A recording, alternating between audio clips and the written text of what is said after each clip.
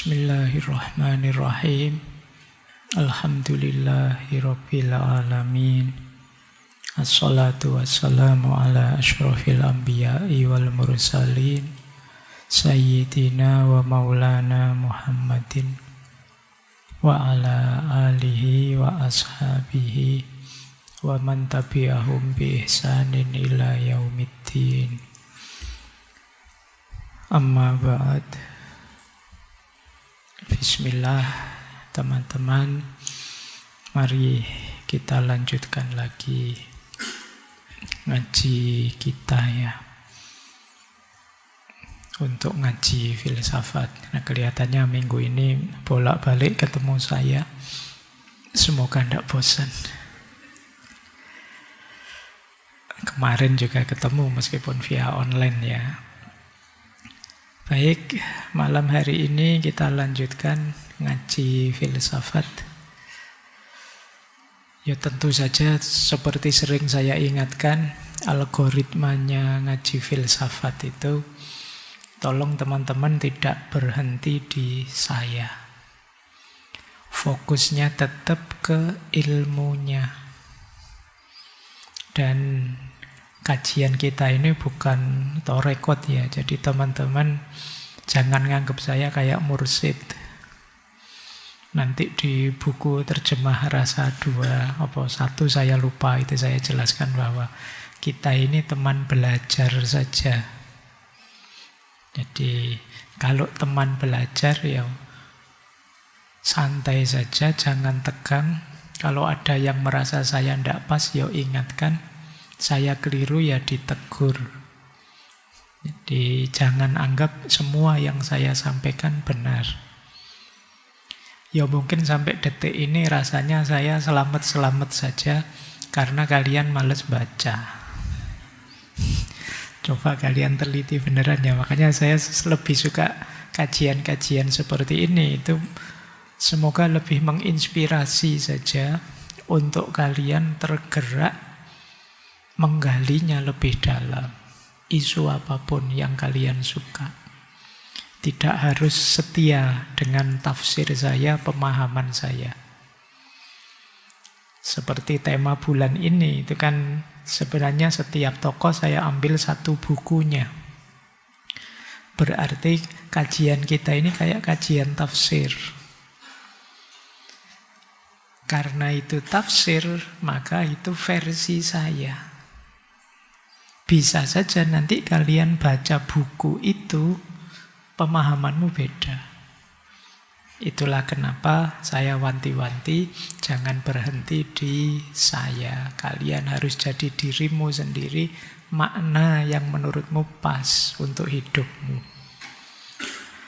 Baik, itu ya. Ya meskipun kemarin sudah kalian ulang tahun nih saya, tapi tetap itu bukan deklarasi bahwa saya adalah mursyid kalian. Paling tidak kita teman belajar saja ya. Kita saling bertukar ilmu. Tidak ada orang yang ngerti segalanya. Meskipun mungkin sekarang saya dosen, kalian mahasiswa, pasti ada hal yang saya tidak tahu dan kalian tahu. Dan itu bisa dipastikan. Kenapa? Ya pengalaman hidup kita beda-beda. Sebagaimana hal yang saya tahu, kalian tidak tahu juga pasti ada.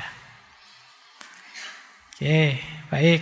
Ini harus saya ulang-ulang ya ini. Sering saya sebut ya seperti ini algoritmanya ngaji filsafat kita. Oke, malam hari ini kita akan membahas buku dari seorang filosof, teolog, musisi. Kemudian beliau juga pernah jadi biarawan Katolik, penulis terkenal, psikolog, seorang terapis psikologi. Namanya Thomas More dari Amerika. Dosen juga beliau. Kelahiran 1940. Selisih berapa? 35 tahun kalau dengan saya. Berarti kalau kemarin saya 50, berarti sekarang beliau 85 usianya. Oh, itu harus lebih diulang tahun itu. Lebih bersyukur. Nah, beliau ini terkenal memang dengan buku-bukunya yang berbau psikologi. Meskipun beliau ini sebenarnya S1-nya musik, S2-nya teologi, S3-nya, PhD-nya itu studi agama. Itu loncat-loncat ya. Tapi ya tidak apa-apa, buktinya terus jadi orang pinter. Buku-bukunya bestseller.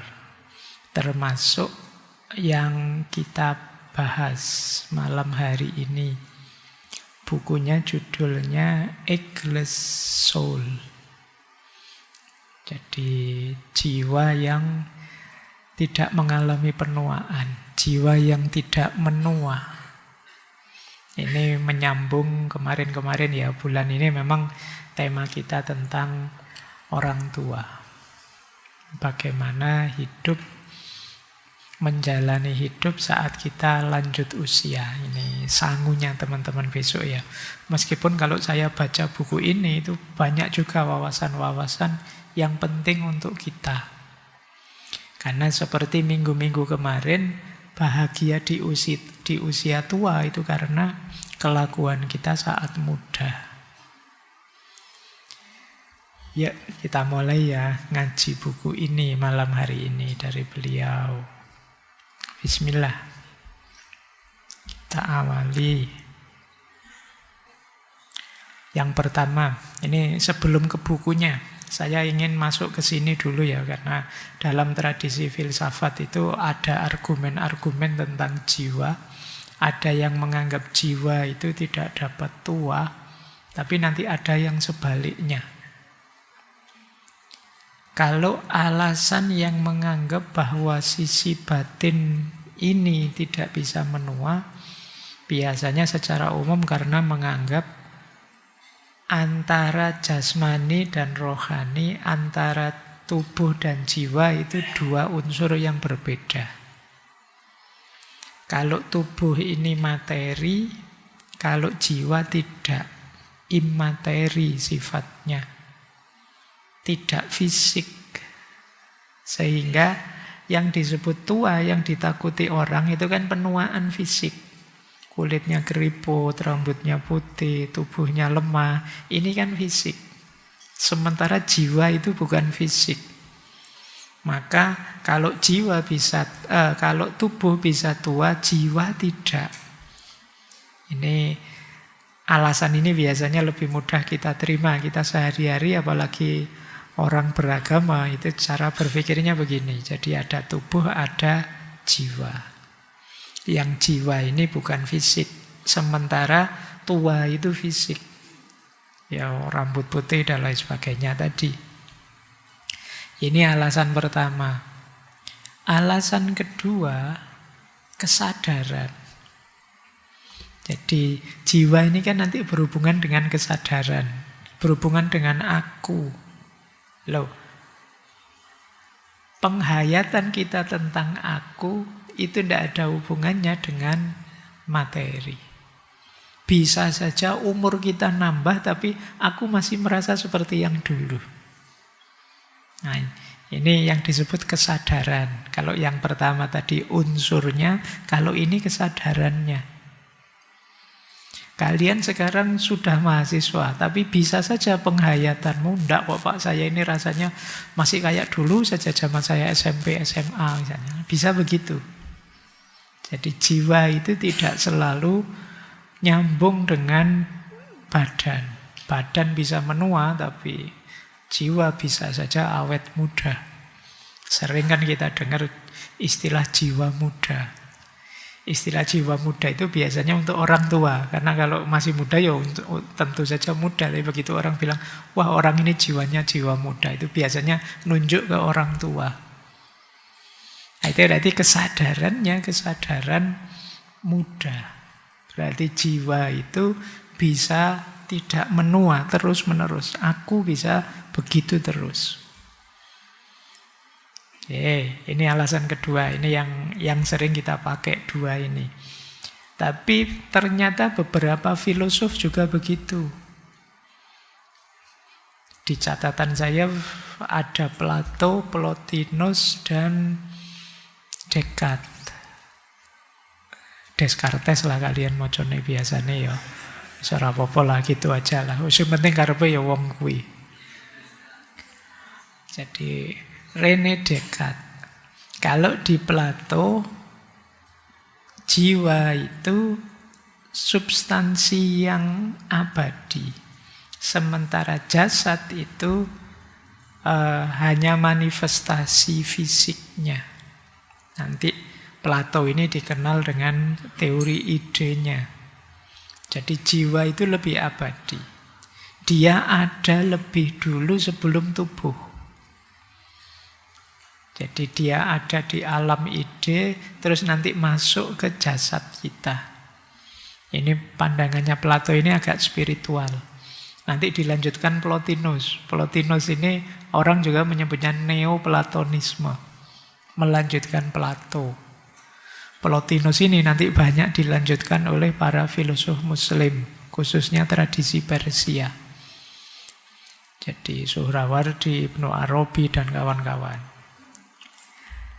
Jadi punya pandangan bahwa jiwa itu hakikatnya manusia. Dia substansi yang abadi, beda dengan jasad. Kalau jasad bisa hancur, kalau jiwa tidak. Dilanjutkan oleh Plotinus. Jiwa itu yang tidak bisa hancur tadi karena dia pancaran ilahi. Sumbernya Tuhan. Dia akan selalu murni dan tidak berubah.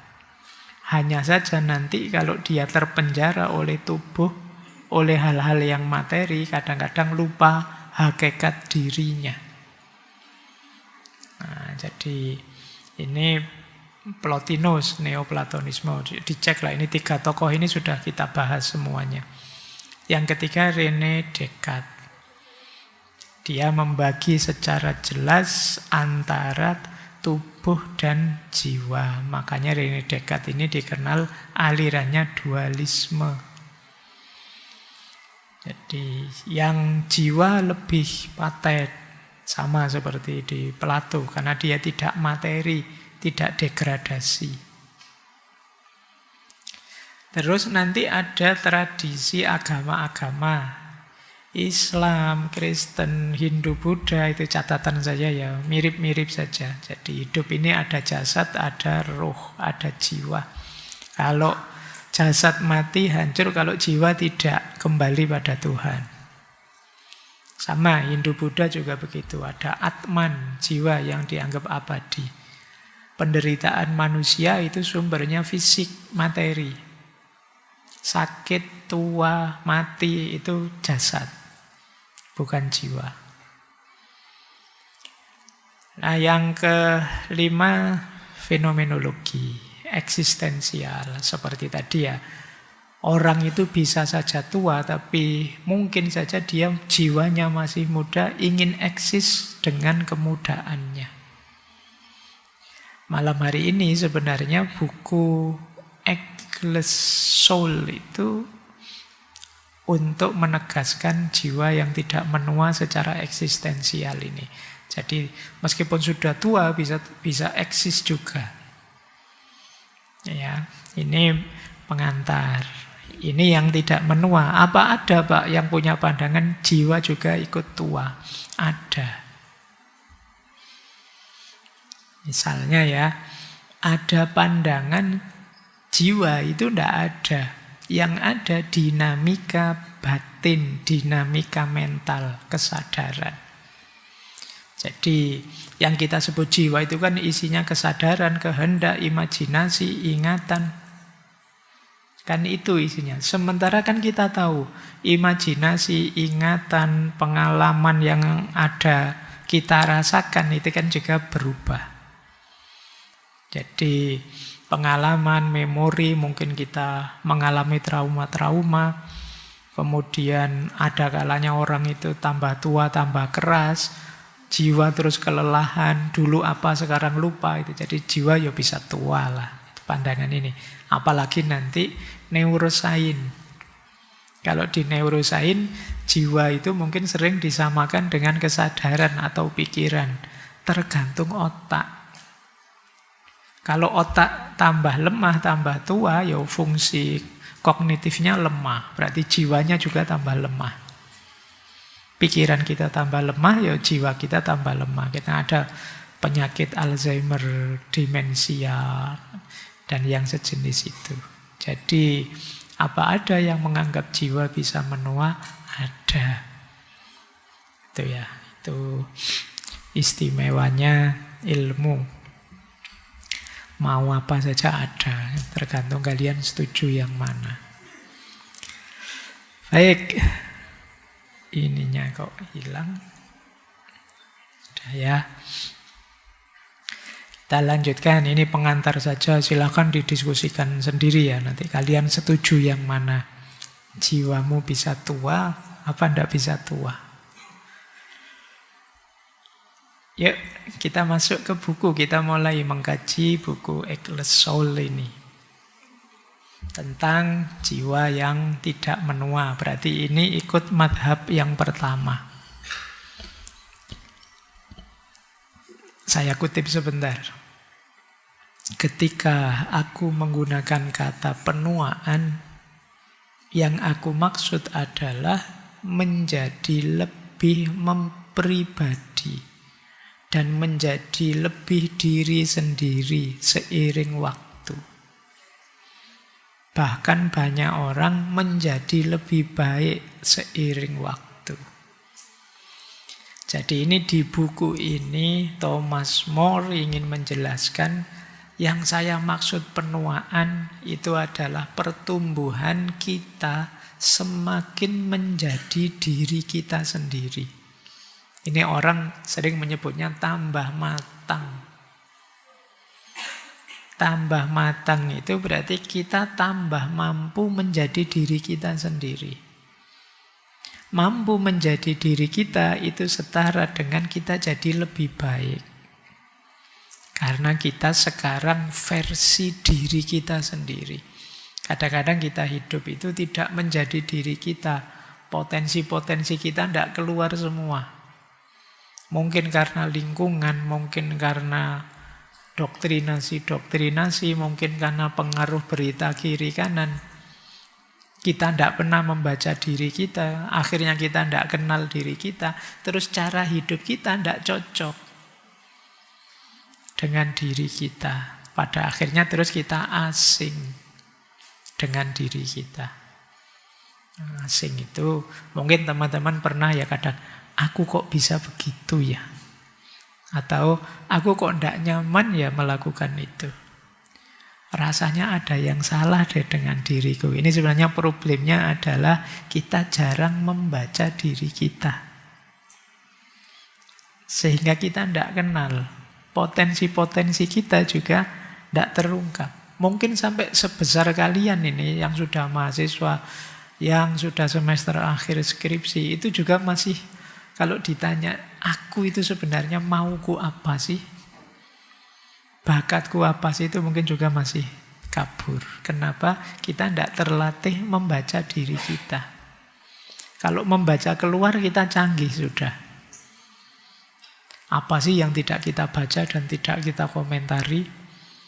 Hari ini kan kita semua jadi komentator. Apa saja. Lewat medsos kita, lewat Instagram, Facebook, dan lain sebagainya. Apa saja kita baca, kita komentari. Hanya satu yang sering terlewatkan tidak kita baca. Diri kita sendiri. Pernah tidak kalian posting-posting sendiri, terus di komen-komen sendiri? Dianggap stres ya mungkin. Kamu habis posting apa, terus bulan depan kamu komentari, aku kok naif banget ya, aku kok lucu banget ya, itu berani tidak kamu begitu ya? Mungkin tidak berani ya, ini sekarang peradabannya peradaban pencitraan. Kamu takut citramu sendiri jatuh gara-gara itu. Tapi wajar kok sebenarnya kalau kalian mau begitu. Karena ada kalanya level kematanganmu hari ini itu beda dengan level kematanganmu 10-20 tahun lagi atau bulan depan atau tahun depan. Sesuai pengalamanmu. Jadi mungkin saja postinganmu bulan lalu kalau kamu baca sekarang kamu merasa apa istilahmu hari ini cringe, merasa kayak gitu loh aku. Mungkin kamu merasa gitu. Dan tidak apa-apa, itu wajar. Kalau tidak percaya kalian boleh baca oret-oretanmu, apa buku harianmu, postinganmu zaman kalian SMP apa SMA itu. Kalau kamu masih punya buku tulismu, apa buku agendamu zaman SMP dulu, coba kamu baca-baca. Itu kan kamu ketawa-ketawa. Merasa aneh saja. Padahal mungkin dulu kamu nulisnya ada yang sambil marah, ada yang sambil ngamuk, ada yang sambil nangis-nangis, ada yang sambil apa. Tapi sekarang ketawa. Kenapa? Kematanganmu tumbuh. Kamu tidak seperti dulu lagi. Ini loh yang kata Thomas More, ini yang saya maksud menua. Jadi menua itu kita bertumbuh, semakin sadar diri kita, semakin bisa menjadi diri kita. Inilah menua. Jadi kata beliau, tujuan hakiki hidup kita, kalau dengan definisi yang tadi, berarti tujuan hidup kita ini memang menua. Ya secara fisik otomatis kita tua, tapi secara kejiwaan tidak. Nah, definisi beliau seperti ini berarti tua itu kematangan jiwa. Ini penting. Kalau jiwanya belum matang, kedatangan apa saja, apakah ilmu, apakah pengalaman itu biasa atau luar biasa, begitu dia masuk dalam dirimu, mesin jiwamu yang belum matang, ya dia akan terolah secara tidak matang. Jadi caramu membaca kalau mesin jiwamu masih dangkal, ya dia akan terolah secara dangkal. Jadi ternyata pengalaman itu dalam atau tidak, hebat atau tidak tergantung jenis pengalamannya, tapi tergantung kesiapan jiwamu. Ngaji seperti ini, itu luar biasa atau tidak tergantung ngajinya. Tapi tergantung penyerapanmu, resepsimu, kesiapan jiwamu untuk menangkapnya di level apa. Ya, itu makanya kata beliau ya, hidup ini intinya untuk berkembang, kemudian membiarkan sifat bawaanmu terungkap. Engkau jadi dirimu sendiri apa adanya. Tapi kuncinya tadi ya, kalian harus punya kemampuan canggih membaca diri. Saya lanjutkan. Ada kalimat lagi di bagian awal buku beliau. Jangan terima pandangan umum yang membatasi dari orang lain yang mungkin menganggapmu lebih tua dari yang engkau sadari. Setialah pada usia jiwamu, bukan pada angka atau pandangan tentang kelemahan dan kesehatan yang buruk. Bagi jiwa, semua itu tidak berarti. Jadi beliau ini melihat ya masyarakat umum, pandangan umum itu yang dilihat hanya fisik kita. Menyebut tua itu ya dasarnya fisik. Rambutnya sudah putih kah, kulitnya sudah keriput kah, umurnya sudah banyak kah, kan hanya ini yang dilihat. Padahal hakikat tua yang itu kematangan tadi tidak bisa dilihat di luar. Maka kalian jangan terlalu sibuk dengan komentarnya orang tentang dirimu. Biasanya kan kita panik gitu kan kalau orang ngomentari kita apalagi fisik. Karena itu jangan terima pandangan umum yang membatasi dari orang lain. Jadilah dirimu sendiri, matangkan dirimu. Setialah pada usia jiwamu. Bukan pada angka, bukan pada kelemahan atau kesehatan fisikmu. Engkau bisa tetap hebat, berapapun usiamu. Ini yang beliau maksud di Eggless Soul. Oke, ini kalimat-kalimat ini bisa kita temukan di awal buku.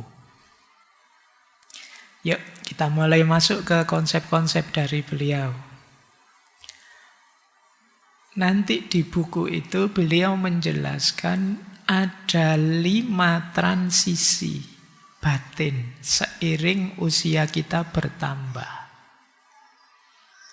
Oke, ya. Ini tidak dari sejak lahir ya. Tapi dari sejak kita sadar tentang diri kita, biasanya di usia muda. Dari sejak kita muda menuju tua itu ada 5 tahapan yang kita alami. Yang pertama, ini mungkin usia kalian. Feeling immortal. Merasa hebat, merasa abadi. Ini tahapan biasanya dialami anak-anak muda. Energinya masih penuh. Merasa bahwa mati itu masih jauh. Saya masih muda Pak, yang tua-tua dulu lah. Saya ini masih panjang cerita saya. Kalian semua akan merasa begitu. Seolah-olah immortal. Jiwa kita masih penuh dengan ambisi, pencapaian, petualangan, membangun identitas. Di usia kalian membahas tema-tema kayak gini itu kan rasanya jauh.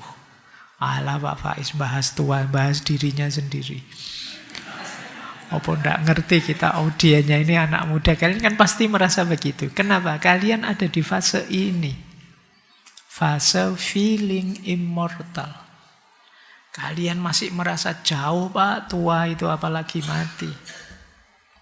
Tapi kalian tidak salah. Karena memang fase inilah yang nanti banyak menggerakkan kalian. Untuk apa? Mengeksplorasi hidup. Mencoba ini, mencoba itu. Ingin mengalami ini, ingin mengalami itu. Ya memang usiamu sudah. Feeling immortal ini. Nikmatilah hidupmu. Eksplorlah seluas mungkin. Pikniklah yang jauh. Jalan-jalan kemana-mana, tidak masalah. Usiamu memang. Alami macam-macam hal dalam hidup. Wajar. Jangan malu-malu. Jadi kan sering mungkin ada ya karena belajar filsafat, belajar tasawuf kan merasa wah ini tidak hakiki Pak. Wah, engkau wae nikmati dulu hidupmu. Karena kalau kamu belum bisa menikmati hidupmu, gimana kamu ridho dengan ketetapannya Allah atas hidupmu? Jadi healinglah, pikniklah, dolanlah yang jauh. Usiamu memang usia itu, explore-lah, tidak masalah. Jadi jangan malu-malu, jangan menipu diri, juga jangan menyiksa dirimu. Memang fase ini fasemu. Meskipun kata Thomas More akan lebih wise, lebih bijak.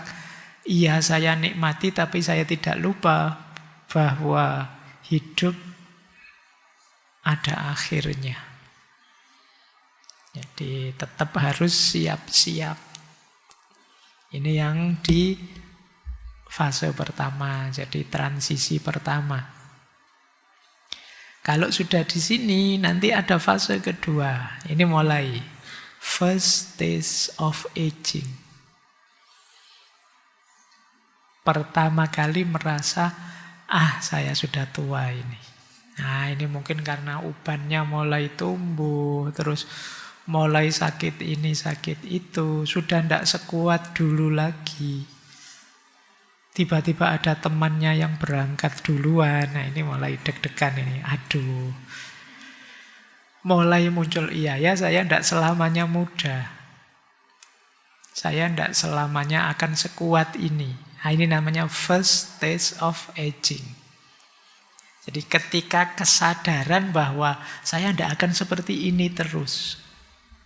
Kalian mungkin sedang jalan-jalan, dolan kemana, terus sadar, iya ya, saya ini hidup ya tidak untuk ini saja sih. Umur saya terbatas. Nah ini berarti kalian sedang masuk di tahap first stage of aging. Kalian mulai sadar umur. Kalian mulai ngitung-ngitung. Saya sekarang S2 tapi belum nikah. Nanti mungkin nikahnya umur sekian. Terus punya anak saya kalau mahasiswa saya sudah umur sekian. Wah tua banget anakku nanti sudah pensiun saya. Gimana biayai anakku kuliah? Mikirnya sampai ke sana. Itu first stage of aging. Kalian mulai merasakan pentingnya hidup lebih serius.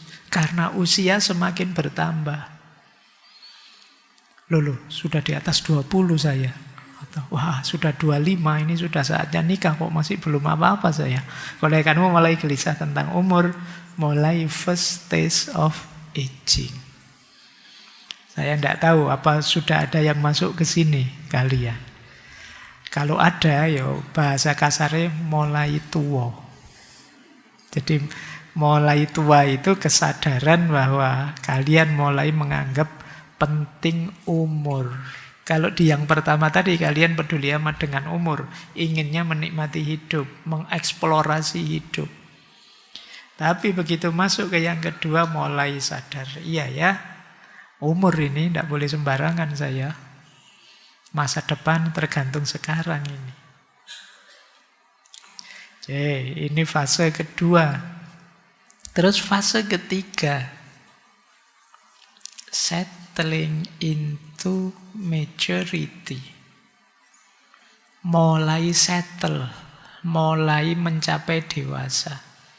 Kalau tadi di yang kedua mulai ada panik-paniknya kan, ada mulai gelisahnya, ada cemasnya. Tapi sekarang di fase ketiga ini mulai menerima hidup. Iya ya, hidup ini memang terbatas. Berarti saya harus siap-siap. Nah ini orang menyebutnya mulai dewasa. Mulai matang. Mulai sadar untuk tidak sekedar mengejar karir, harta, dan lain sebagainya. Tapi saatnya hidup dengan penuh makna. Menjalin relasi yang baik. Juga kebijaksanaan. Ini fase kedua. Settling into maturity. Mulai bisa milah, oh ini penting, ini tidak penting. Nah ini ranking 3, lebih tidak penting lagi. Kalian sudah mulai begitu, sudah mulai matang kalian. Tapi kalau tidak bisa membedakan ini, kalian belum settle into maturity. Jadi cirinya itu tadi ya, bisa menemukan prioritas hidup, bisa lebih dewasa menyikapi persoalan. Oh ini urusan kuliah, ini penting untuk masa depanku. Ah ini kan cuma nongkrong di kafe, ndak apa-apa lah sekali-sekali absen misalnya. Ah, ini kamu lebih tahu mana yang lebih penting. Ngaji misalnya, oh ini ilmunya penting. Ah ini kalau selfie-nya kapan-kapan bisa. Foto itu bisa ditunda kapanpun. Ini kalian ngerti mana yang penting, mana tidak penting. Mana yang utama, mana tidak utama. Itu yang disebut settling into maturity. Kalian sudah mulai dewasa. Nah, terus ada fase keempat. Fase keempat ini orang baru mulai disebut tua beneran. Asli sudah ada di usia lanjut. Transisi di lanjut usia. Mulai gejala tuanya muncul. Sakit-sakitan, pensiun, dan lain sebagainya. Jadi meskipun kata Thomas More, ini bukan akhir sih, tapi ini ganti cerita. Jadi bukan akhir cerita. Menjadi tua itu ganti cerita, ganti peran kita. Kemarin kita aktif, bisa berkarya ini, berkarya itu. Sekarang kita mungkin mulai sadar, saya tidak kuat lagi melakukan ini itu. Berarti ada yang kuat, yang penting, yang bisa saya lakukan. Mungkin jadi orang tua, menasehati, dan lain sebagainya. Jadi tuntunan, jadi pembimbing, anak cucu kita, dan lain sebagainya. Ini yang disebut shifting toward old age. Kita geser sekarang. Nah ini jadi menjadi tua itu ganti narasi hidup. Sekarang jadi orang tua. Ini tua beneran sudah kalau ini. Dan puncaknya hidup, meskipun tidak semua orang bisa nyampe ke sini, adalah yang kelima. Membiarkan segalanya mengalir. Letting things take their course.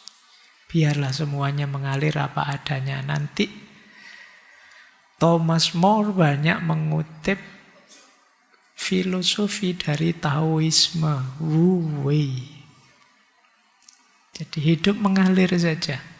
Kalau sebelumnya apa saja ingin kita kontrol, tapi sekarang melepaskan kontrol itu, kita terima, kita ikuti saja alur hidup ini. Tidak menolak tua, tidak menolak sakit, siap mati. Meskipun pemaknaannya positif. Jadi siap mati bukan berarti pasrah. Tidak menolak sakit bukan berarti tidak berobat, bukan itu maksudnya. Tapi kita sudah siap menerima apapun. Jadi terus hidup ini jadi tenang, jadi lebih syukur, lebih spiritual. Jadi kita jadi lebih ringan. Tidak kemerungsung ingin mencapai ini, meraih itu. Bisa menerima apapun yang hadir dalam diri kita. Cuma ini kalau disampaikan ke anak-anak muda mungkin agak berat karena usiamu masih belum. Pak, masa hidup begitu? Pak, mungkin kalian akan begitu. Usiamu masih belum. Tapi nanti di usia tua kalian akan merasakan sendiri bahwa akan lebih indah kalau kalian bisa melepaskan. Kalau kalian bisa sadar posisi dan peranmu yang sudah harus berubah. Kalau kalian bisa mengikuti saja ritme aliran hidup yang memang secara natural kadang memberi kita sakit, memberi kita lelah, memberi kita keterbatasan ini, keterbatasan itu. Justru bahagia kita ada di situ. Nah ini diingat-ingat yang bagian ini ya, untuk besok kalau kita tua.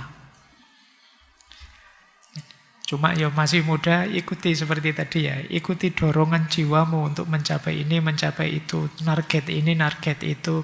Ngeritik ini, ngeritik itu. Demo ini, demo itu, monggo saja.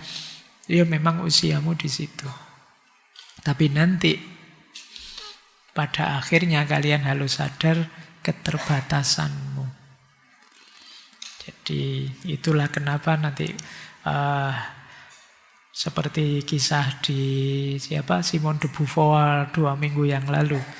Ketika Buddha Gautama melihat bahwa hidup ini ternyata memang hakikatnya menderita. Karena semua orang pasti tua, pasti sakit, dan pasti mati. Siapapun dia, sehebat apapun dia, sebesar apapun gajinya. Itu dia nanti akan mengalami tua, mengalami sakit, dan mengalami mati. Kalau dia lupa fase ini dalam kehidupannya siap-siap panen di belakangnya agak berat. Ayo, jadi 5 tadi fase transisi batin kita. Setiap usia kita bertambah.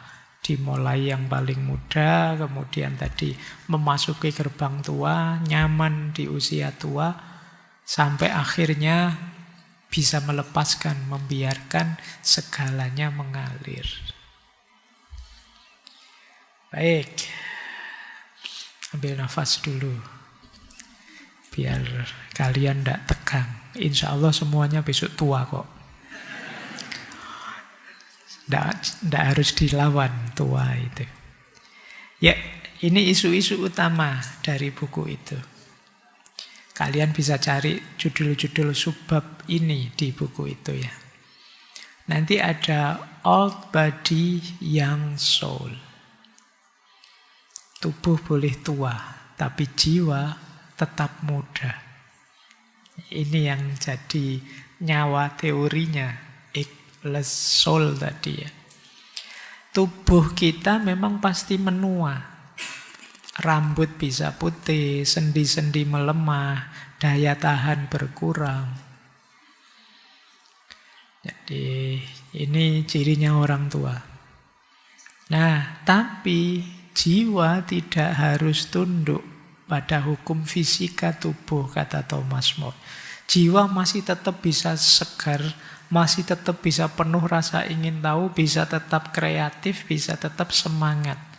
Jiwa itu timeless. Jadi kita bisa usianya 70 tapi tetap semangatnya 20. Itu jiwa. Meskipun nanti ya dia dibatasi oleh fisiknya. Oleh karena itu, karena jiwa ini timeless, dia bisa semangat terus meskipun usia tua. Kalau ada orang memaknai tua berarti harus berhenti. Berhenti bermimpi, berhenti bermain, berhenti berkarya. Thomas More tidak setuju itu. Jadi semangat jiwa tidak boleh dimatikan meskipun sudah tua. Orang tua bukan berarti kehilangan vitalitas hidup, tapi memang seperti saya bilang tadi, ganti cerita. Mungkin kalau di usia muda pekerjaan-pekerjaan banyak yang mengandalkan tenaga. Tapi di usia tua ganti sudah, bukan itu aktivitasnya. Dan tetap bisa kreatif kok. Ya tidak harus angkat-angkat lagi, tidak harus dari jam 8 pagi sampai jam 4 sore. Tapi mungkin pekerjaan-pekerjaan lebih ringan, lebih santai, meskipun maknanya tetap dalam. Itulah kenapa old body, young soul. Jadi kata Thomas More, jangan terobsesi mengejar awet muda fisik. Jadi kalau begitu tua itu kan banyak orang yang terbalik. Dia fokus, waduh keriput ini, waduh rambut putih ini. Terus fokus ke situ, gimana ndak keriput lagi, gimana ndak putih, gimana tubuhnya jadi kuat seperti muda. Itu kata Thomas More, ini salah fokus. Fokusnya harusnya ke batinnya, ke jiwa. Gimana melayani jiwa yang masih vitalitasnya tinggi. Jadi masih punya semangat ini itu, mengejar ingin tahu, kreativitas, spiritualitas. Jadi kata Thomas More, fokuslah pada keeping the soul young. Menjaga jiwa agar tetap muda. Jadi bukan pasrah dengan sudahlah saya tua, sudah tidak saatnya lagi untuk mikir ini, mikir itu, mimpi ini, mimpi itu, tidak begitu. Jiwa kita masih bisa, meskipun tetap harus bijaksana, milih aktivitas dan mimpi yang cocok dengan situasi. Jadi ini yang dia maksud dengan old body, young soul. Inilah kenapa terus jiwa disebut ageless, tidak mengenal usia. Lanjut lagi, isu kedua yang diangkat. Melankoli. Orang tua itu biasanya cenderung melankolis. Teman-teman ingat ya, dulu kita pernah belajar tipe-tipe kepribadian. Ada sanguinis, ada flegmatis, ada 4 itu kan. Salah satunya melankolis. Orang tua itu biasanya cenderung melankolis. Lebih suka merenung, lebih pendiam, gampang sedih, gampang tersentuh. Kadang-kadang murung. Kalian mungkin sering ya lihat si mbahmu itu sukanya diem di depan rumah, kayak nonton orang lewat, kayak nonton apa. Jadi beliau lebih melankolis. Nah, di Thomas More justru tidak masalah. Melankolis itu justru positif. Karena dia bisa jadi jalan bahagianya orang tua. Jadi mulai agak introvert, mulai merasa, saya ini sudah mulai berkurang dayaku, tidak pantas lagi ikut rame-rame. Ini jadi bahasanya Thomas More ini agak melankolis. Kalau masih melankolis tidak masalah kok, asal bukan depresi saja, kata Thomas More. Ada bedanya antara melankolis dan depresi.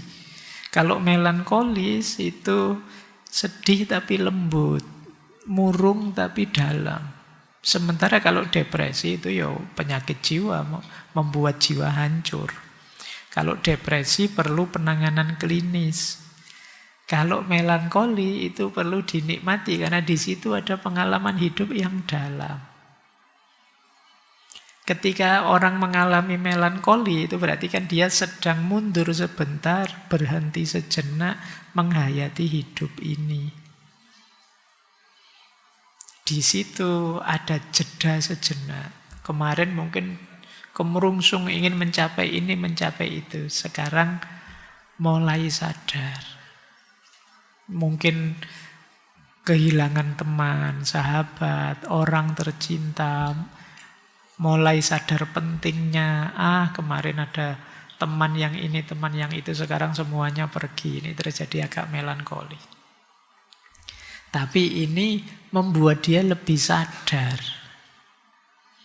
Manusia itu jiwanya ditempa justru oleh pengalaman-pengalaman pahit.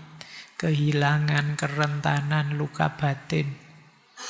Kalian yang hidupmu enak terus, tidak pernah ngalami pahitnya hidup, ada yang kurang dalam hidupmu apa? Daya tahan. Jadi, kalau bahasa lebih kerennya, resiliensi. Kalian tidak terlatih hidup pahit, maka begitu ngalami pahit sedikit saja, rasanya beratnya luar biasa. Itu kayak mahasiswa yang nilainya A terus. Begitu dapat A minus, itu bencana besar dalam hidupnya. Bandingkan dengan kalian yang bijine DE gitu terus. Jadi kepahitan nilai jelek itu bagi dia Allah apa? Amin itu sujud syukur dia.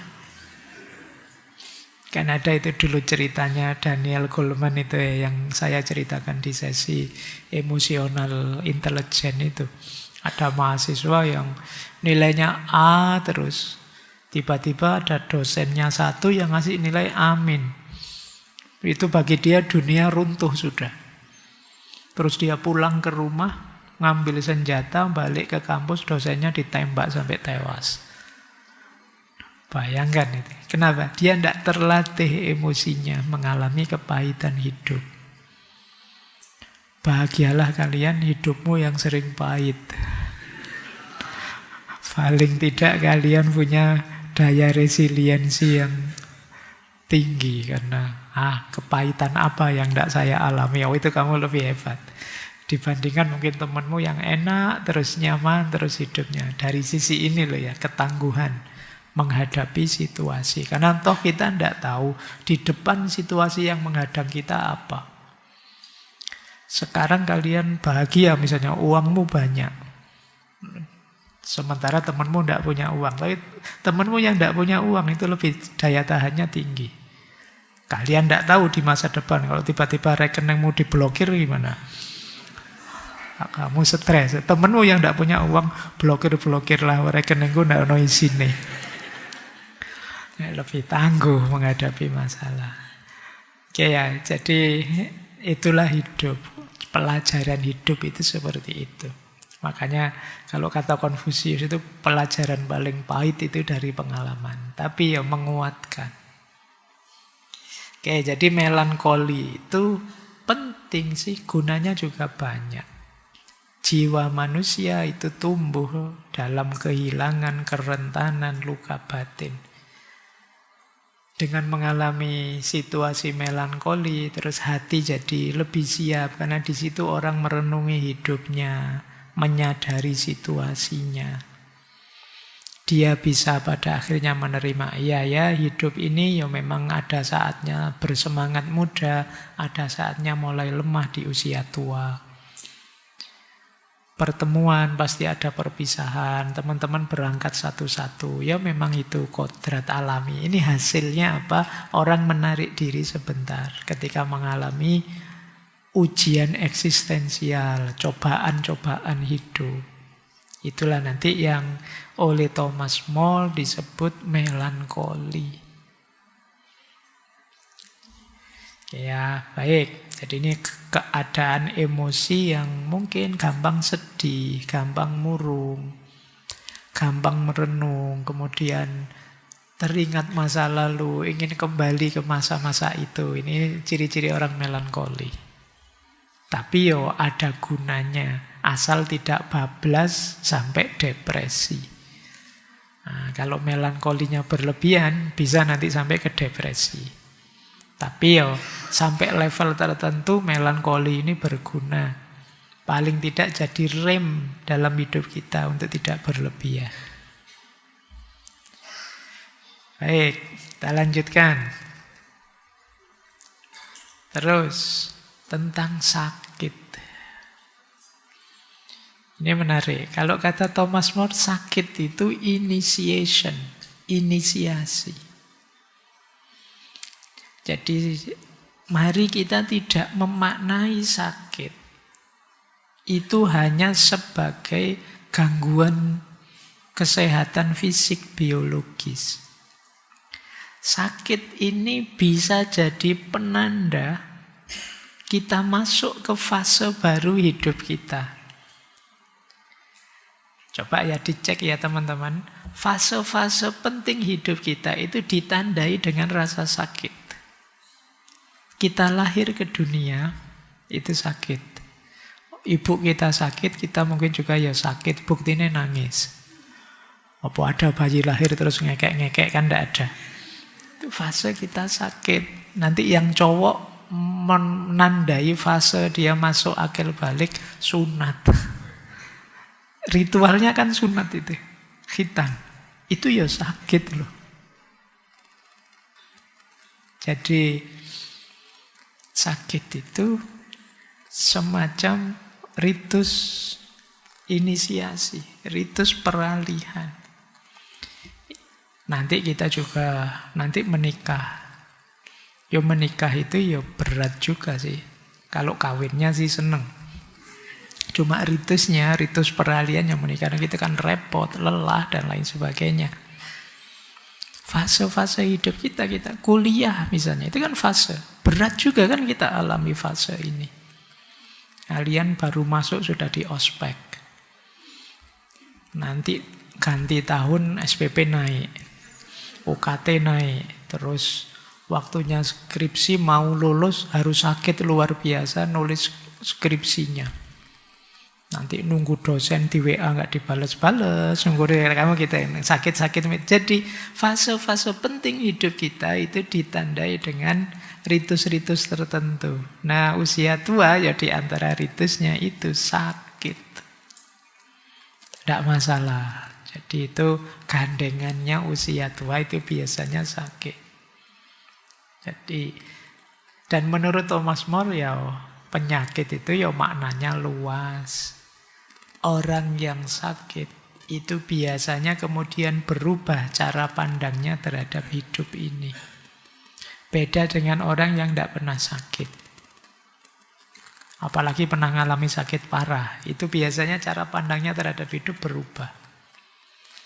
Mungkin kalian yang muda belum ya, semoga juga tidak. Tapi biasanya nanti di tua itu ada saja penyakit-penyakit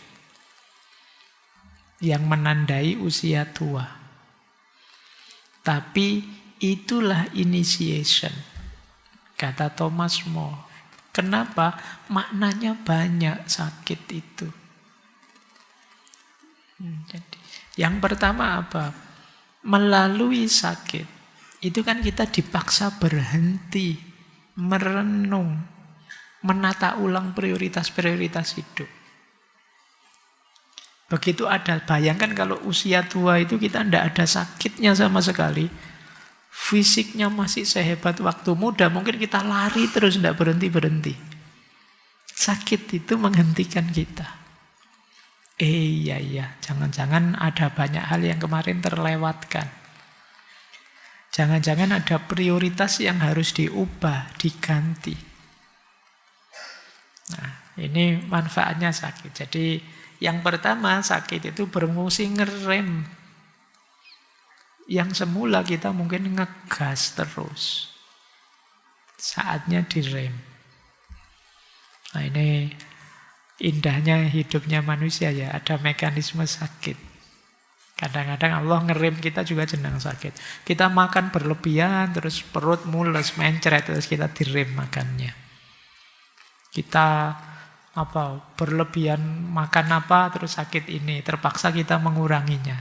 Kadang-kadang memang padahal kita oleh Allah dikaruniai akal, kita jarang pakai akal kita secara serius, akhirnya ya untuk menghentikannya memang dengan sakit. Yang kedua, sakit membawa pada kesadaran bahwa hidup ini memang rapuh. Waktu kita terbatas dan tubuh kita juga terbatas. Kadang-kadang kita membuang waktu terlalu banyak untuk hal yang tidak esensial. Kita menghabiskan biaya terlalu besar untuk hal yang sebenarnya tidak pokok dalam hidup kita. Dengan sakit terus kita sadar, iya ya, ngapain saya kemarin seribet itu? Ngapain seheboh itu? Nah, ini efek dari rasa sakit. Yang ketiga, sakit bisa membuat kita lebih lembut, lebih empatik. Kenapa? Alasannya dua. Dengan sakit, kita bisa mengempati orang lain yang juga sakit. Wah, saya tahu yang kamu rasakan. Misalnya kalian sakit gigi, betapa pedihnya sakit gigi. Nah, sekarang kamu bisa mengempati orang lain yang sakit gigi. Mungkin sebelumnya kamu melecehkan sakit gigi. Alah, wong cuma gigi gitu aja. Koyok sakit apa saja, wong yo bukan kanker, bukan jantung aja koyok sakit. Loh, kamu nggak bisa mengempati. Tapi begitu kamu ngalami sendiri sakitnya sakit gigi, sekarang kamu sadar, iya ya sesakit ini ternyata. Sekarang kamu bisa mengempati. Jadi membuat kita lebih lembut. Yang kedua, kenapa kita bisa jadi lebih empatik? Saat kita sakit, itu kita banyak tergantung pada orang lain. Mungkin keluarga yang merawat, mungkin tetangga yang memberi ini itu, membantu ini itu. Di rumah sakit, dokter, perawat juga bantu kita. Kita mulai sadar bahwa kita itu lemah, perlu orang lain. Maka tidak pantas kita merasa hebat, merasa lebih tinggi dari siapapun. Kita jadi lebih lembut. Jiwa kita juga jadi lebih matang. Jadi kita sekarang menerima bahwa saya tidak sehebat yang saya bayangkan. Ini untuk aspek mentalnya. Secara spiritual juga sakit itu luar biasa. Membawa kita pada kesadaran ilahiyah. Membawa kita bahwa ini tanpa pertolongannya Tuhan, tanpa bantuannya Allah, sulit saya bisa bahagia, sehat, lahir batin. Mulai kesadaran ini muncul. Manusia itu biasanya lebih bisa sadar dan ingin dekat dengan Tuhan dalam situasi pahit. Makanya ada yang bilang, diuji kenikmatan dengan diuji kesulitan sebenarnya lebih mudah merespon ujian kesulitan. Dalam konteks lebih menyadarkan kita pada Tuhan. Ujian kenikmatan, meskipun kita senang, itu justru lebih sulit kita respon dalam aspek menyadarkan kita terhadap Tuhan. Kalau kita kan kalau ditanya, milih mana, diuji kaya apa diuji miskin? Kita mesti jawab, diuji kaya saja Pak, kan gitu. Daripada diuji miskin. Dalam aspek senang dan tidak senangnya hidup, nikmat dan tidak nikmatnya hidup, ya memang enak diuji kaya. Tapi dalam aspek kesadaran yang membuat kita lebih ingat pada Tuhan, lebih dekat dengan Tuhan, itu sebenarnya ujian pahit lebih mendekatkan. Diakui atau tidak, kalau ada kesulitan, kalian kan lebih ingin nambah sholat tahajud lah, doanya jadi panjang lah, nambah amal ini, amal itu, pasti begitu. Tapi kalau pas seneng, tidak ada pikiran ke sana. Mentok paling kalau seneng, sujud syukur yuk, itu dok, terus selesai. Tapi kalau kamu sulit, itu ada puasa Senin Kemis, ada istighosah, ada apa gitu, selalu banyak pokoknya amalannya. Dari aspek ini ya. Meskipun ya tetap kita enak mana diuji kaya apa miskin, ya kaya saja lah Pak ujian. Oke, baik. Jadi sakit bisa bermakna panggilan spiritual. Kemudian juga makna sakit yang terakhir membuat kita lebih siap menghadapi kematian dengan penerimaan. Jadi kalau kita sakit, apalagi sakit lama, apalagi sakit parah, itu secara umum jiwa kita lebih siap untuk menerima kematian dibandingkan yang tidak sakit. Tidak ada persiapan apa-apa, itu mesti kagetnya luar biasa.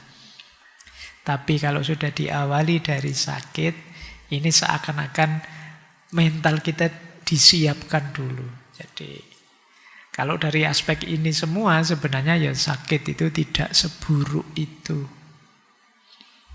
Ada banyak hikmah dari rasa sakit. Dulu kita pernah bahas ini satu sesi penuh itu tentang sakit. Saya ingat saat itu masih era pandemi. Jadi di sesi pandemi itu, kalau kan tidak ada ngaji kayak gini ya, dulu saya ngomongnya di kamar sendirian itu kayak orang ndak waras itu, ngomong dhewe ning ngarepe laptop itu direkam terus baru itu. Zaman pandemi itu. Di situ ada tema sakit. Maknanya ternyata luas sakit itu. Kita biasanya simpel melihat sakit itu ya negatif Pak, berat Pak, menyusahkan Pak. Iya dari sisi itunya ya, tapi dari sisi hikmah dan maknanya sebenarnya ada kedalaman makna dari sakit. Oke, kita lanjutkan. Lah terus Pak, kalau kita sudah tua, segalanya terbatas, tapi jiwa kita masih muda, apa sih yang bisa kita lakukan? Kalau di Thomas More ada 3, play, work, and retire. Ya. Play itu bermain. Jadi apa? Play itu kalau kita main itu kan ada 3 unsur. Yang pertama penasaran, ingin tahu. Yang kedua spontan. Yang ketiga kreatif. Ini kan jiwa-jiwa pemain. Nah, play ini di usia tua pun masih bisa kita jalankan. Jadi di usia tua bisa permainan dalam bentuk seni, musik, menulis, berkebun, termasuk ngomong cucu, termasuk itu bagian dari play. Dengan melakukan play ini, permainan ini, jiwa kita akan tetap muda. Membuka ruang untuk tetap gembira. Jadi play ini biasanya berhubungan dengan hobi. Ada banyak hobi yang menggembirakan kita, yang masih bisa kita jalankan. Kalau masih bisa dijalankan, tidak usah malu-malu. Jadi, Pak lihat pemandangan itu hobi. Ya, jalan saja lihat pemandangan. Saya suka melihara ikan, pelihara ikan. Jadi mungkin bikin kolam kecil yang bisa dinikmati sendiri, silahkan. Ini play. Hidupkan play dalam diri kita. Dulu juga kita ada pernah filsafat permainan itu. Hidup ini memang permainan. Maka tidak usah malu-malu kalau ingin bermain. Ingin menggembirakan diri kita. Meskipun tentu saja ya jangan main terus. Skripsimu tidak jadi-jadi nanti. Ya harus ngerti batasnya. Jadi ini maksudnya Thomas More, ya tua pun tidak masalah. Ada banyak jenis permainan yang bisa dijalankan. Yang kedua work. Work itu kerja. Nah, menariknya kerja di usia tua itu mungkin bukan kerja yang bernilai ekonomi, yang menghasilkan banyak, itu mungkin masanya sudah lewat. Tapi kerja di usia tua itu kerja yang mengikuti panggilan jiwa. Mungkin mengajar, mungkin menulis, mungkin melukis, mungkin nuntun orang, menasehati orang. Jadi kerja di usia tua bukan tentang produktivitas, tapi tentang ekspresi diri dan kontribusi. Apa yang saya bisa dan apa yang bisa saya berikan pada lingkungan sekelilingku. Ini kerja-kerja usia tua. Mungkin sekedar menasehati, mungkin ngajar, mungkin juga ada menulis, berkarya ini, berkarya itu yang tidak berorientasi ekonomi. Inilah work-nya orang tua. Kemudian retire. Retire itu pensiun. Thomas More mengkritik bahwa pensiun itu berarti berhenti total, tidak ngapa-ngapain, pasif. Kata Thomas More, yang disebut true retirement adalah transformasi tujuan hidup. Kalau dulu tujuan hidup itu memenuhi ambisi, mengejar cita-cita. Tapi sekarang tujuan hidup adalah memberi, berbagi, menemukan kebebasan batin. Jadi ini yang dimaksud pensiun. Jadi pensiun itu bukan terus nonaktif, terus tidak ngapa-ngapain, tidak begitu. Justru tambah tua sebenarnya kita tambah berharga. Kenapa begitu? Karena di usia tua kita bisa menjadi ini loh, elder. Elder itu mungkin sesepuh, tetua, orang tua. Yang kata-katanya tidak hanya rangkaian kalimat, tapi juga tuntunan, bahkan mantra pendorong. Jadi orang tua mencapai kepenuhan dirinya dengan menjadi elder. Elder itu menjadi sesepuh yang menuntun, membimbing, jadi rujukan pertanyaan. Ini namanya jadi elder. Cirinya elder apa? Elder itu dia menerima masa lalunya sepenuhnya sebagai pelajaran dan bersyukur atas hidupnya. Orang yang masih menyangkal dirinya, menyangkal hidupnya, tentu saja tidak bisa jadi elder meskipun usianya tua. Jadi elder beda dengan older. Older lebih tua dari sisi umur, tapi elder ini tua secara jiwa. Ada banyak orang yang older tapi bukan elder. Dan nanti ada orang-orang istimewa yang mungkin usianya muda tapi sudah elder. Sudah bijaksana dan bisa jadi penuntun. Ciri pertama tadi ya, menerima hidup. Cirinya orang yang masih belum menerima hidup adalah sering menggunakan kalimat penyesalan seandainya dan coba-coba.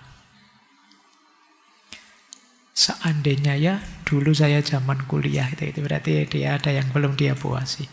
Coba dulu saya nembak sejak awal, itu ada yang dia sesali. Jadi ada pokoknya kalimat-kalimat penyesalan menunjukkan dia masih belum menerima sepenuhnya kehidupannya.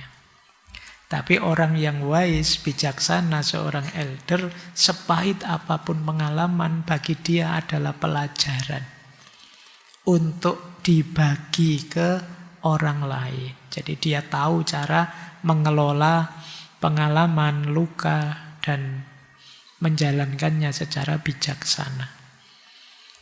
Nah, elder ini perannya secara umum 3. Yang pertama sumber nasihat, sumber teladan, sumber penghiburan. Yang kedua, dia jadi penghubung antara masa lalu, masa kini, dan masa depan.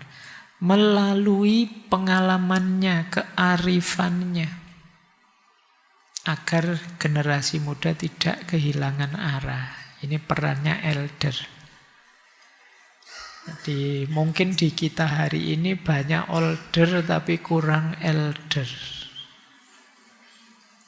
Kita kurang orang-orang tua, sesepuh yang bisa nuntun kita, bimbing kita, menyambungkan masa lalu dengan masa kini menuju masa depan. Orang yang menjadi elder, dia akan mampu melihat hidup dengan lebih luas, penuh kasih sayang dan tidak egois. Dia menerima masa lalu, tidak mengingkarinya, tidak menyesalinya. Dan hidupnya berarti dengan membimbing, mengarifi, menuntun orang lain. Jadi puncaknya makna diri sebagai orang tua atau older adalah menjadi elder. Menjadi sesepuh yang jadi teladan dan sekaligus menuntun. Dalam dirinya ada banyak kearifan, buah dari pengalaman hidup. Itulah elder. Lanjut.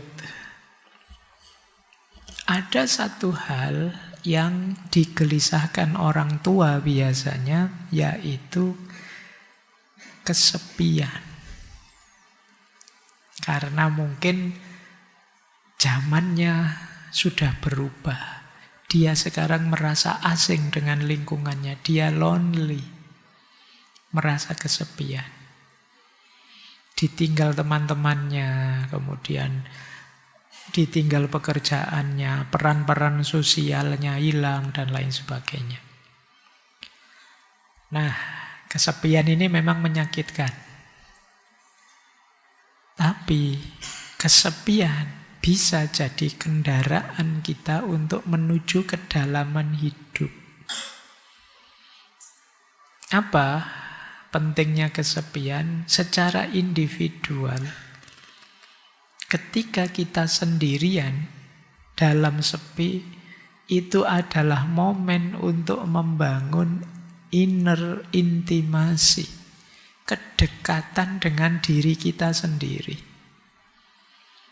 Jadi mungkin selama ini kita terlalu sibuk ini itu, lupa dengan diri kita seperti tadi. Sekarang saatnya akrab dengan diri kita.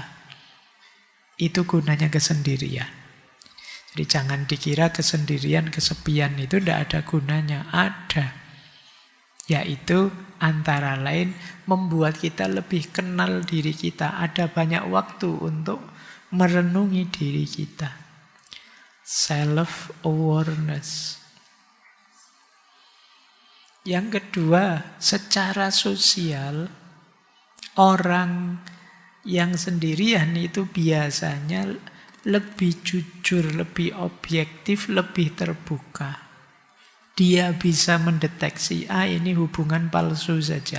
Ini kebersamaan basa-basi saja. Dia lebih ngerti itu. Jadi akhirnya dia bisa menemukan relasi-relasi yang lebih sejati selanjutnya.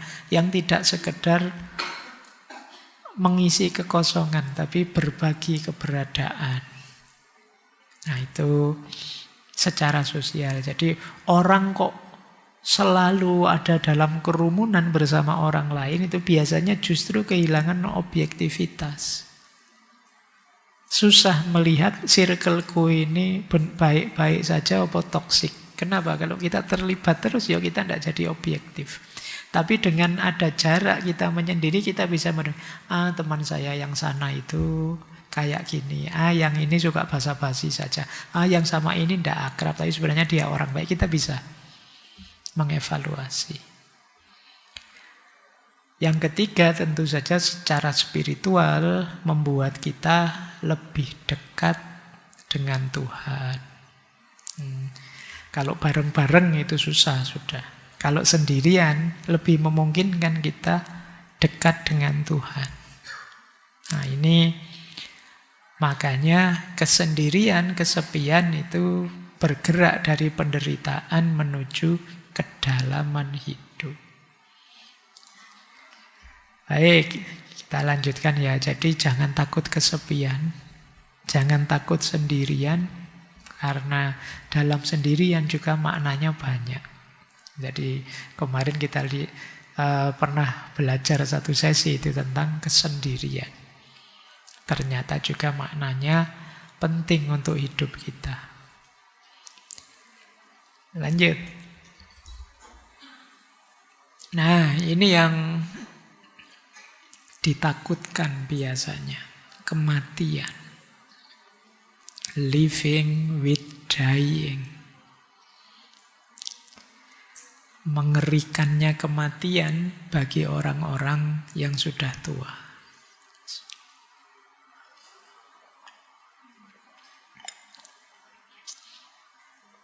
Padahal kematian itu ya pasti sih. Menurut Thomas More, mati itu bukan lawannya kehidupan. Mati itu bukan lawannya hidup. Mati itu bagian dari kehidupan. Babak terakhir hidup itu namanya mati. Babak awalnya hidup namanya kelahiran.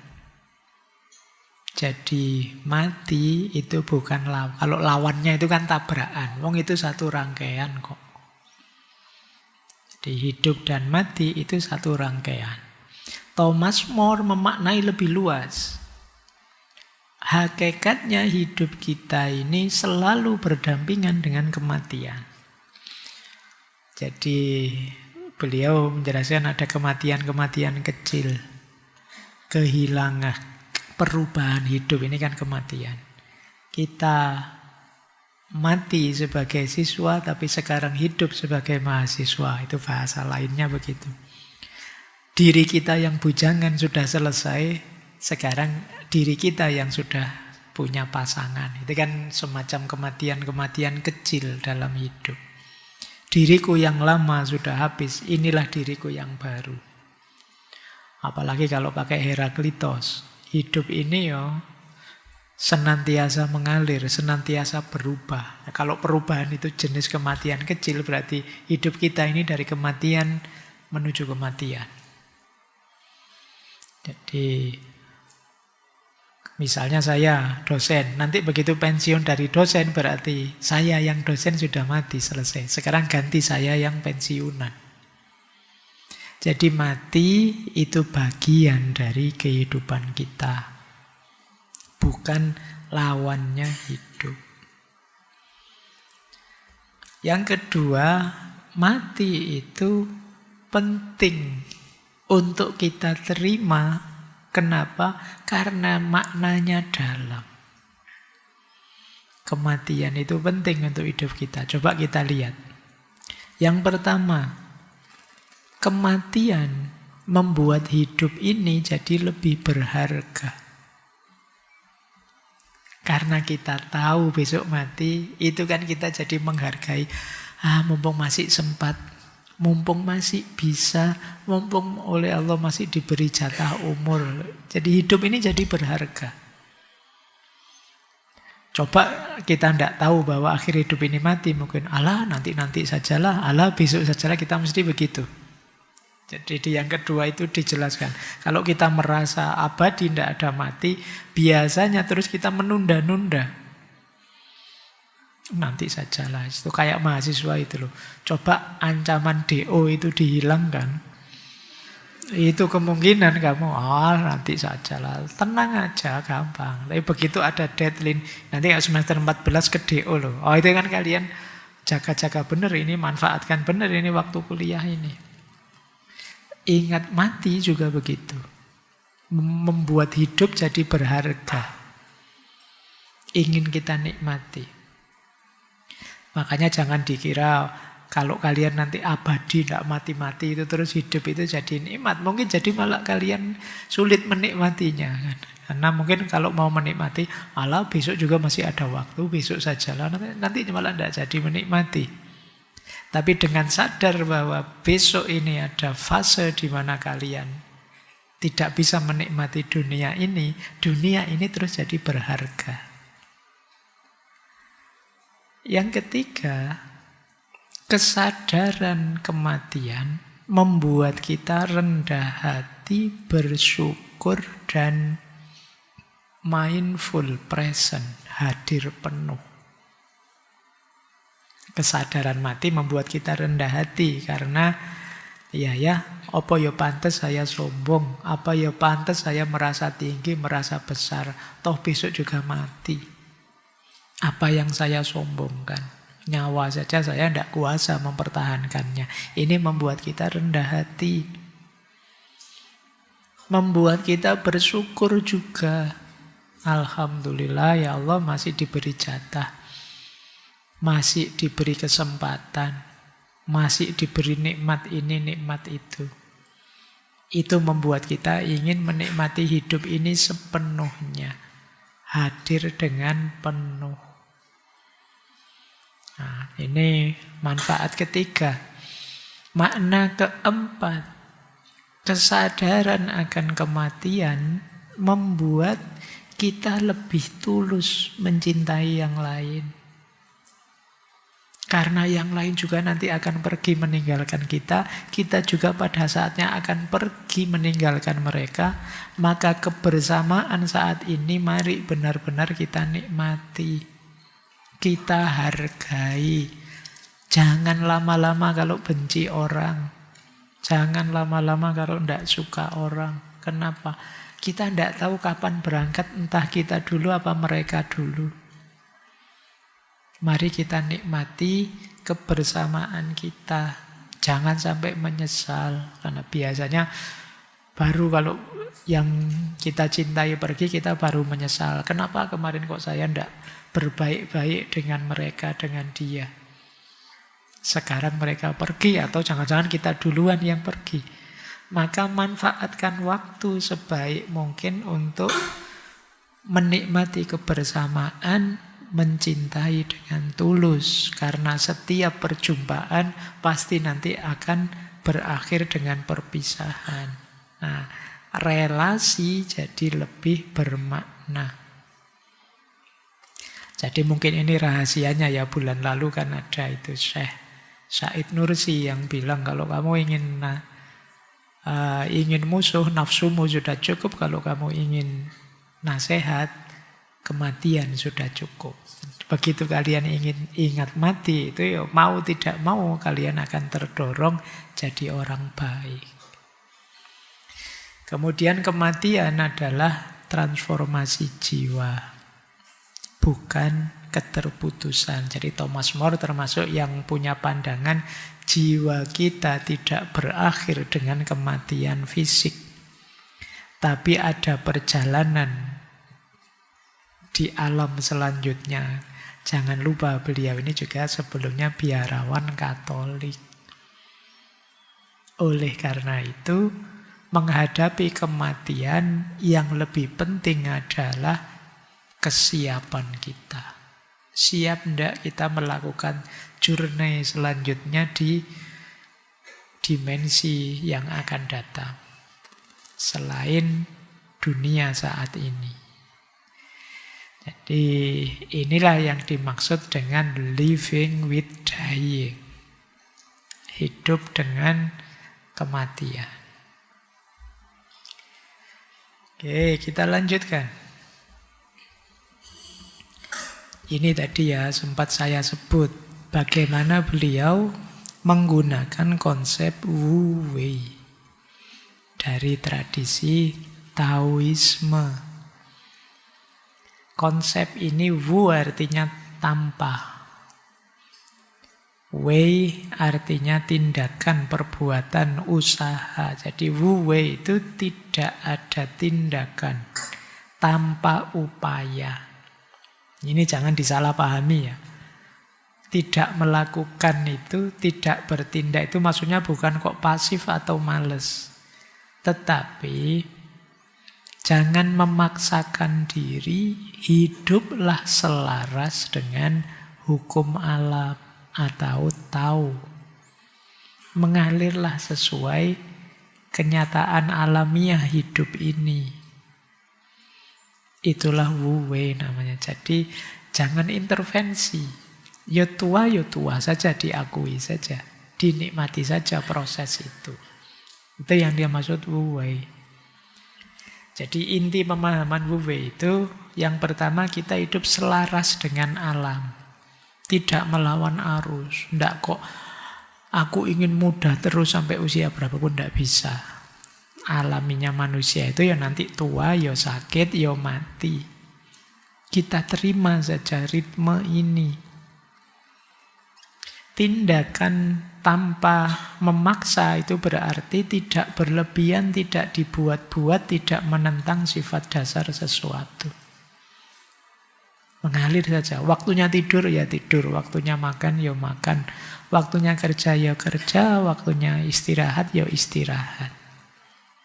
Spontanitas yang alami seperti air yang mengalir, yang bisa melintasi segala hal.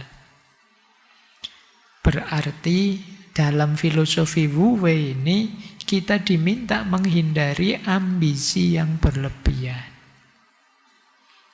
Jadi jangan berlebihan.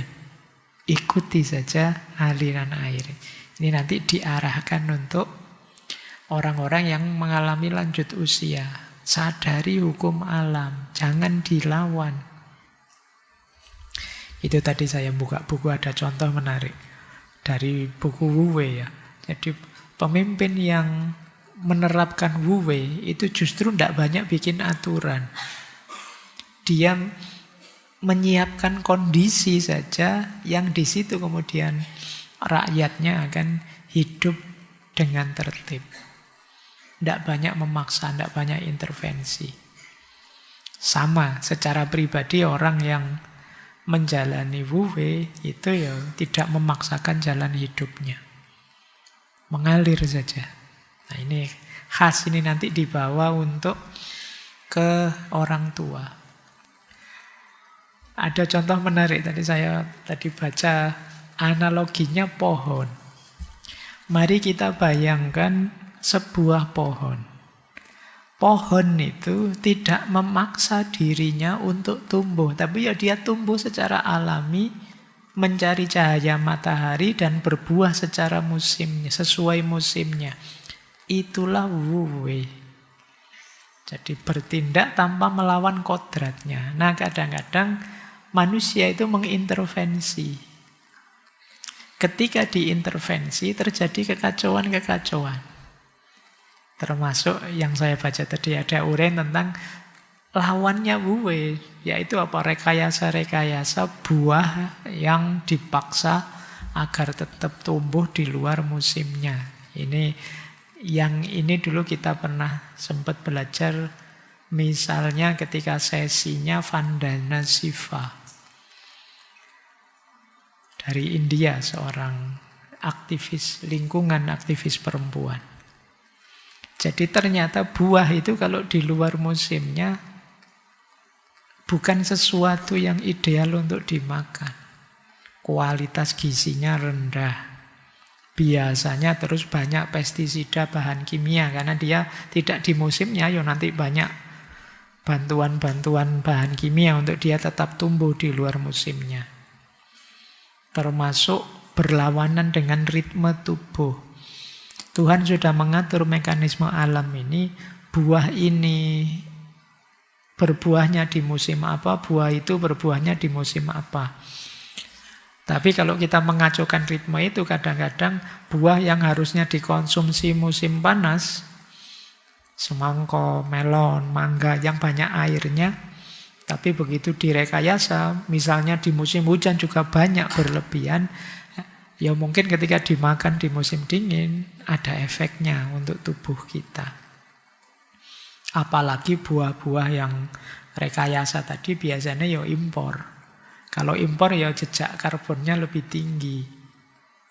Atau diproduksi lewat rumah kaca, yang itu boros energi, boros air. Atau karena di luar musimnya secara ekonomi juga mahal. Dan lain sebagainya. Ini salah satu contoh ketika kita nabrak alur alamiah hidup ini. Maka penting, seperti termasuk di stoikisme, kita diminta untuk memahami divine reason. Jadi ini memang desain yang sudah diatur oleh Tuhan. Mekanisme hidup ini ada ritmenya.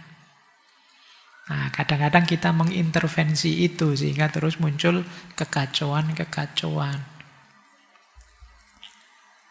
Jadi wuwei di usia tua berarti apa? Tidak ngotot melawan penuaan. Keriputkah, sakitkah, keterbatasankah? Tapi menerimanya sebagai bagian dari alur hidup ini.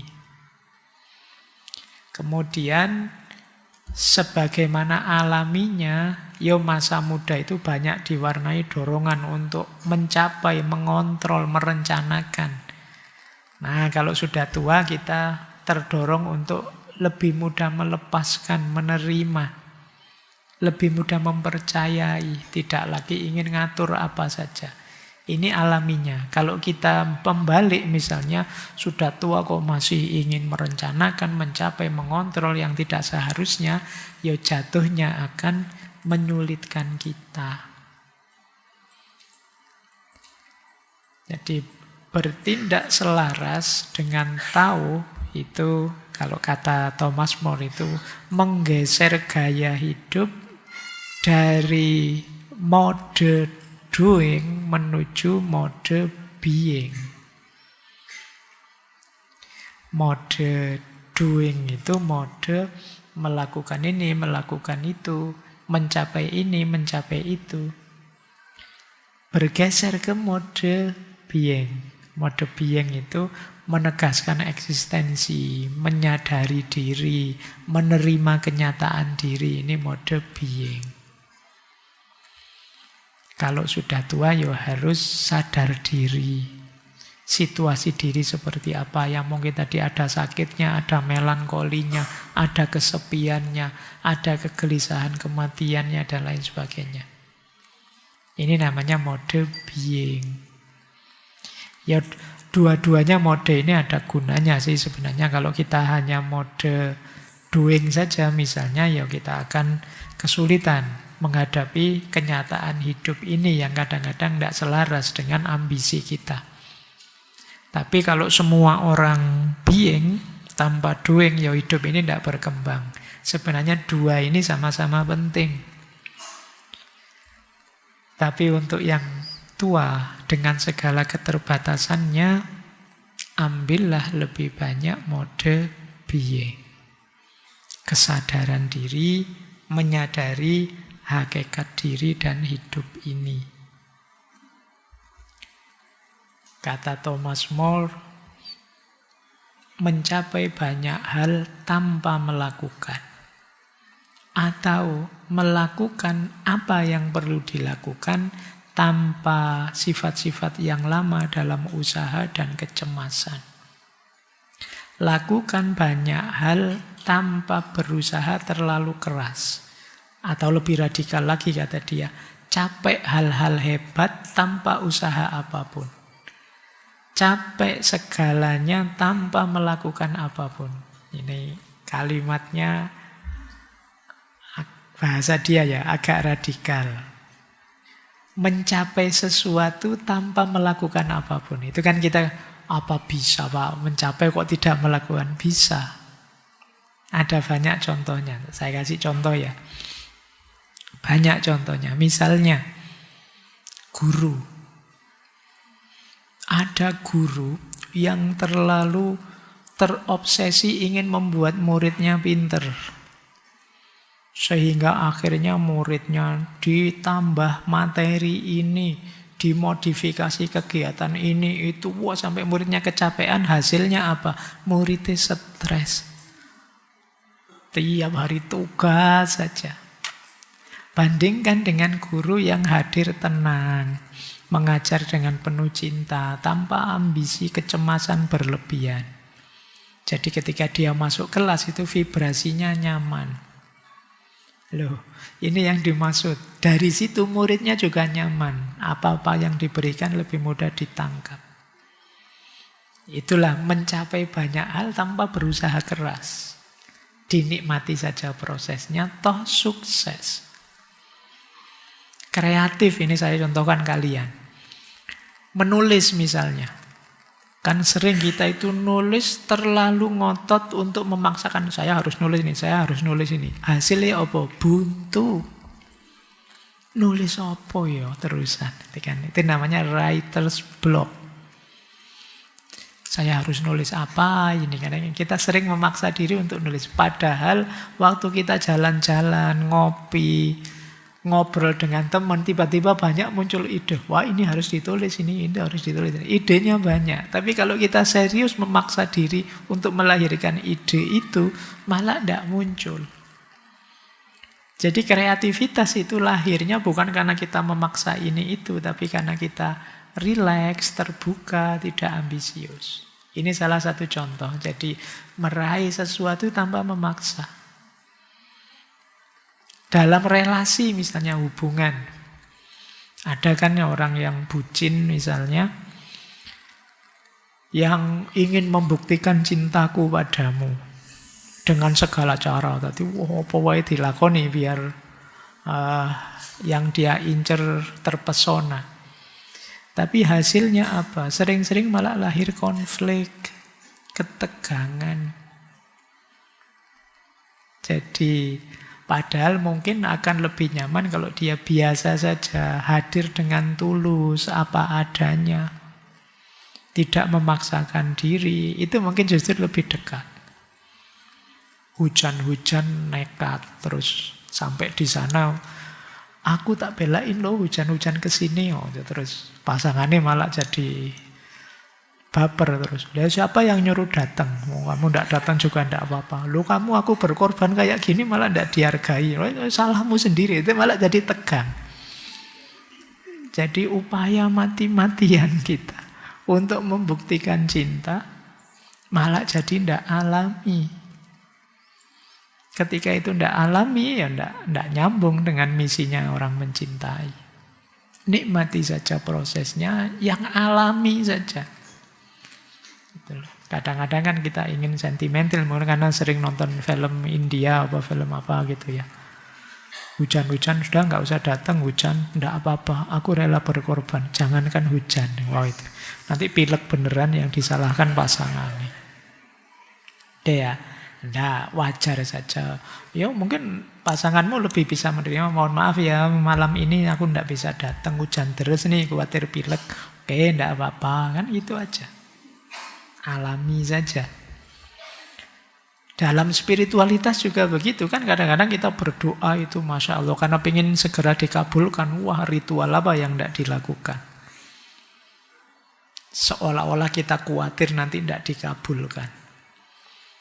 Ustadz ini doanya harus diulang berapa kali ya. Itu kadang kalau dikerjain sama ustadznya. Oh itu tiap malam 100 kali itu. 100 beneran bisa kita jalankan gitu. Kita memaksakan diri dengan banyak hal. Ingin doa kita dikabulkan. Padahal mungkin Kita duduk tenang, hening saja pasrah pada Tuhan. Di situ kita ketemu kedamaian yang mendalam. Bahkan kita mencapai banyak hal tanpa harus mempersulit diri dengan ritual macam-macam. Nah, ini salah satu contoh dari pernyataan tadi ya, bahwa mencapai sesuatu tanpa melakukan. Kadang-kadang kita itu senangnya merancang sampai detail tapi tidak alamiah. Malah menyusahkan diri kita sendiri. Mari kita sadari kita itu manusia kok, biasa. Allah menakdir kita jadi manusia juga untuk menikmati hidup ini.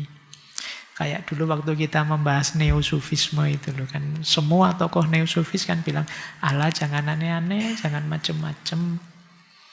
Kita nikmati saja kebersamaan dengan Allah. Oke, baik ya. Ini salah satu contoh bagaimana Wu Wei, hidup yang mengalir saja, jangan terlalu dipaksakan. Terakhir,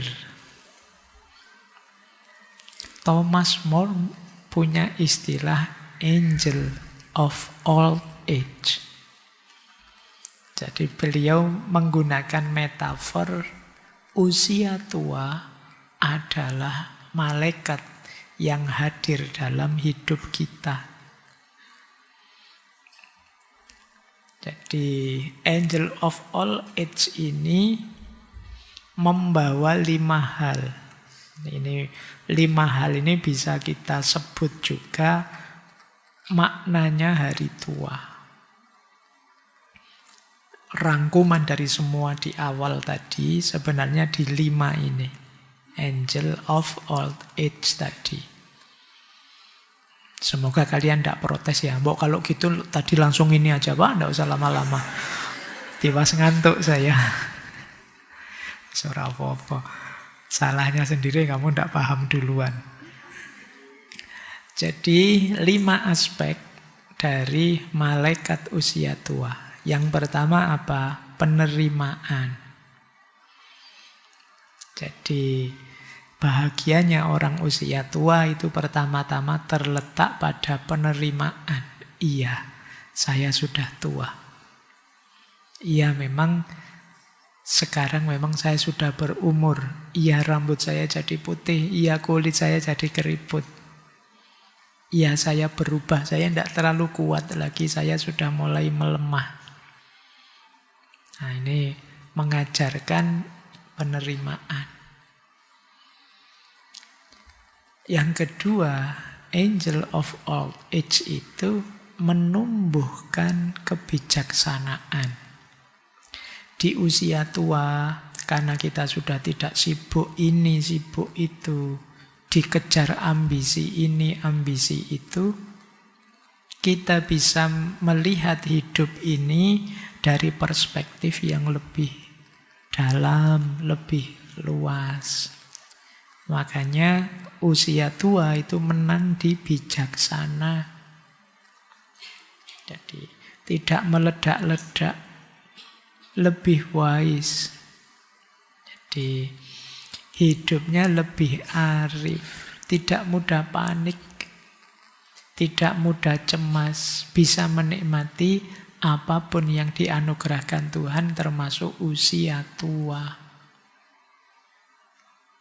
Ini aspek kedua dari usia tua. Kalau sudah bijaksana nanti kan jadi tadi loh, elder tadi loh.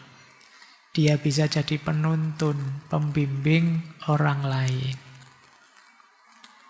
Yang ketiga, usia tua adalah teman kita menjalani transisi hidup. Perubahan hidup, bahkan mungkin pergantian alam. Menghadapi kematian dengan tenang. Ini usia tua. Saya tiba-tiba ingat ceritanya Imam Ghazali di kitab, kalau tidak salah ya, Mukasyafatul Qulub. Imam Ghazali cerita tentang Nabi Nabi Yakub.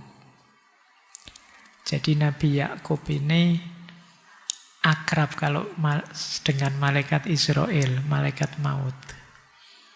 Nah, satu ketika Nabi Yakub ini pesan pada malaikat Israel, wahai Israel, nanti kalau mau menyabut nyawa saya, jauh-jauh hari kamu ngasih isyarat ya, ngasih tanda ya. Terus hiduplah Nabi Yakub sampai usia tua. Tiba-tiba satu ketika malaikat Israel datang, terus, wahai Nabi Allah, sekarang saatnya. Kaget Nabi Yakub. Loh, malaikat Israel, kemarin kan saya minta sebelum waktunya, mbok saya dikabari dulu, dikasih isyarat dulu. Kata malaikat Israel, loh, bukankah saya sudah ngirim 3 isyarat? Yang pertama, rambut yang berubah jadi putih. Itu isyarat. Yang kedua, tubuh yang mulai melemah. Itu isyarat. Yang ketiga, kalau di kitab itu ya, badan yang mulai tidak kuat lagi, mulai bungkuk. Itu isyarat. Jadi sudah saya kasih isyarat lama.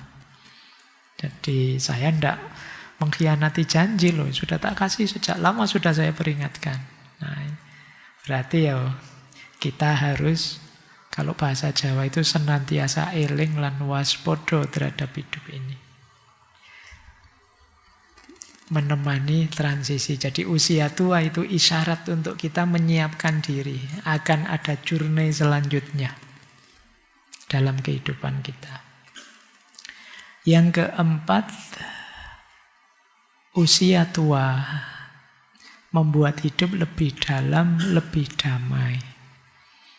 Jadi usia tua membuat kita lebih dekat dengan Tuhan, lebih mendalam spiritualitas kita, dan meskipun ada sakitnya, meskipun ada melankolinya, meskipun ada kesepiannya, bahkan berhadapan dengan kematian, tapi kedamaian karena kita semakin sadar, semakin dekat secara spiritual dengan Tuhan, itu membuat kita tetap bahagia.